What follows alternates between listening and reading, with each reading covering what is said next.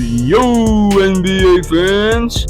Kakaibang Timberwolves ang nakita natin sa Game 3. Nakakagulat na adjustment ang ginawa nito. Nag-demon time pa si Anthony Edwards. Pag-usapan natin yan, kaya wag na natin patagalin pa. Tara na, let's go!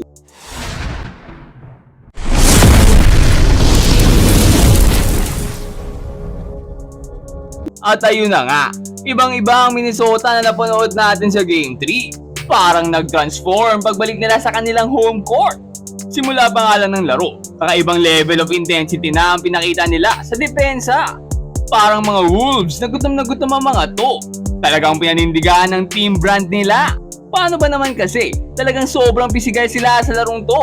Ganadong-ganado sa defense. Nabigla nga itong Thunder sa kanila dahil hindi naman sila ganito nung unang dalawang games. Pero ngayon talagang sinimulan nila ang laro na sobrang intense, sobrang competitive. Talagang sundot kung sundot ang mga to.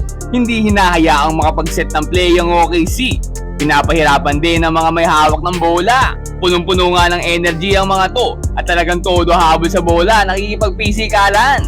Pinapangunahan nga sila nitong si Anthony Edwards na pinapatunayan kung bakit siya ang leader ng pack na to. Alam mo mas nakakagulat dyan?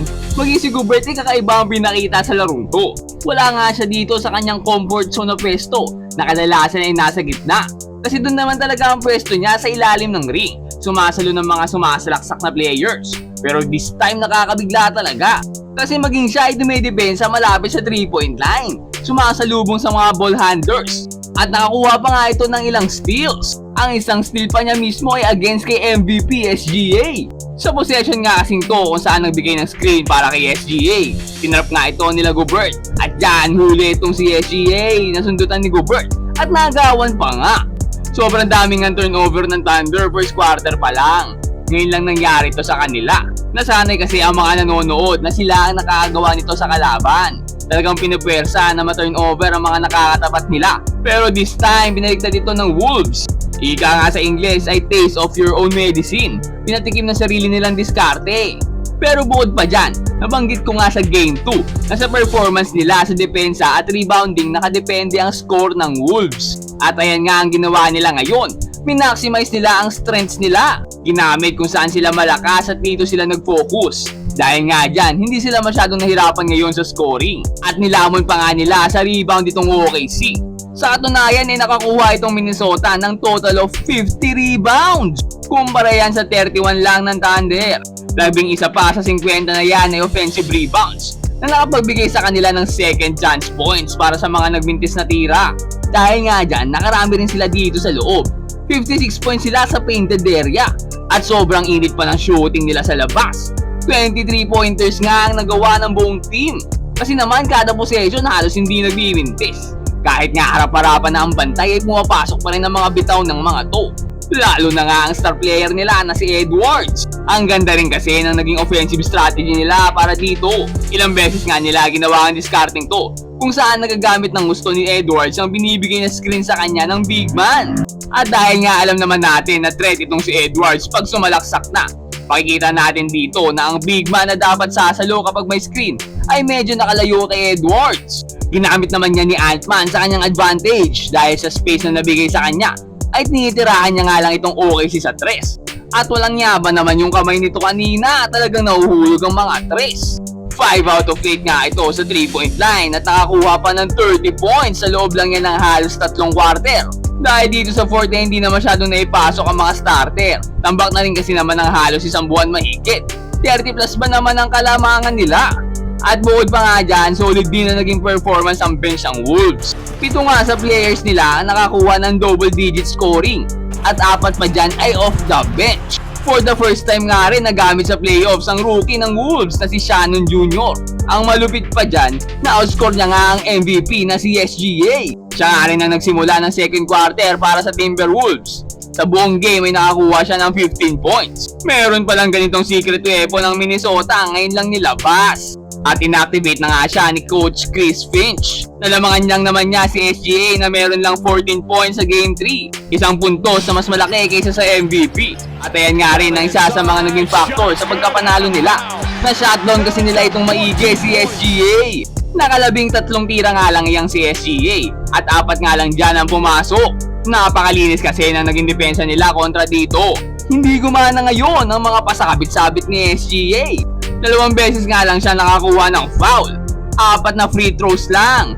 Napakababa niyan kumpara sa 14 at 15 na free throws niya sa game 1 and 2. Talagang hindi nila hinayaang makuha ni SGA ang laro niya.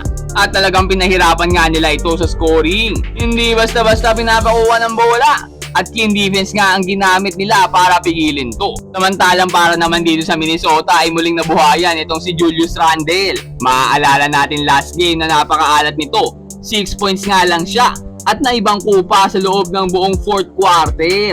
Pinagpainit lang ng bangko at hindi na binalik sa court. Pero dahil nga dyan ay ganado itong si Randle para bumawi. Nakakuha nga ito ng 24 points. Karamihan pa nga sa naging score nito ay sa second half.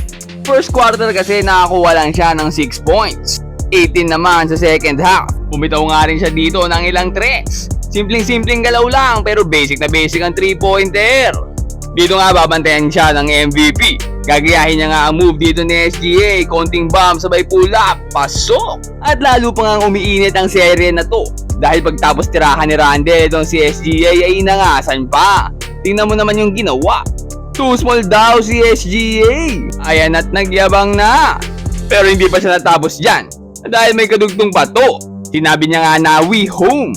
O kumbaga nasa home court na namin kayo ngayon. Ibig sabihin lang niya nasa poder na nila ang OKC at hindi sila magpapatalo ng ganun-ganun lang. Pinahirapan ba naman kasi sila ng OKC sa home court nila nung game 1 and 2. Kaya ngayon ay nagbabawi ang mga to. Nagkainitan din naman dito itong forward ng OKC na si Lu Dort. At ang star ng Minnesota na si Anthony Edwards. Nagsimula ito sa screen ni Gobert. Medyo nainis nga dito si Lu Dort. Kinakapitan kasi siya. Dahil nga dyan ay nakapagbitaw na naman si Anthony Edwards ng tres at nagyabang pa. Dito nga ay mukhang nainis na si Dort at tinulak-tulak na siya. Nagbibigayan nga sila dito. Nagwawarasan ng kamay at nagtutulakan. By this time kasi tambak na lang sobra ang OKC. Frustrated na rin siguro itong si Dort. Nasakto ang pang nagyabang tong si Edwards. Kaya siguro ito nakita niyang paglabasan ng galit niya. Tinulak nga bigla out of nowhere, hindi naman magpapatalo si Edwards. Nakikipagpalagan sa tulakan. Pati dito competitive si Edwards At nagtitigan pa nga dalawa dito, ang sweet. Pero hanggang dyan na lang naman yan at hindi naman sila nagkapisikalan pa. Pero dahil nga dito kay Edwards ay nakabawi ang Wolves. 2-1 na ang serye natin. At balak pa nga nilang kuhanin muli ang panalo dito sa home court nila sa Game 4. Pero kayo, ano sa tingin nyo? Makakapag-adjust kaya itong OKC sa pinakita ng Wolves? O patuloy na lalamunin sila ng momentum nila Edwards at matatabla ang serye sa 2-2? Comment down below. And mag-subscribe ka na rin sa ating channel para lagi kang updated sa mga latest NBA happenings. Ayun lang for today. Peace out and God bless.